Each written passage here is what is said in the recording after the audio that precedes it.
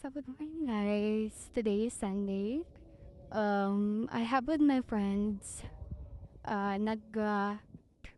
Camping kami dito sa Expo Lake. Actually guys, it's my first time to come here. It's really beautiful. Sobrang ganda niya. Right? So, ang lawak niya hanggang doon. Part hanggang doon. Doon sa may mga bandang doon. Kung makita niya. Ayan. So, yung Expo Lake, parang dinisign talaga to as, nakita ko sa Google Map, maganda sa parang 1 hour and maximum 1 hour and 40 minutes biyahe namin from Dubai.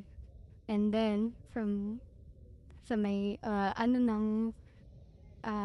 main road, medyo malayo yung biyahe. I mean, yung road ba, papunta dito. Pero worth it naman.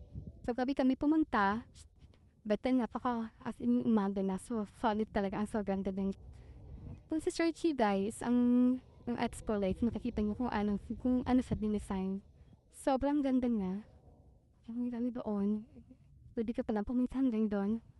Kami nakakita niyo yung mga lights doon. Hindi ko alam kung paano anong purpose na doon. Basta, yung lawak niya as in grabe. Sobrang daming tao. May mga campers pa doon hanggang doon. Kasi may mga bandang doon guys.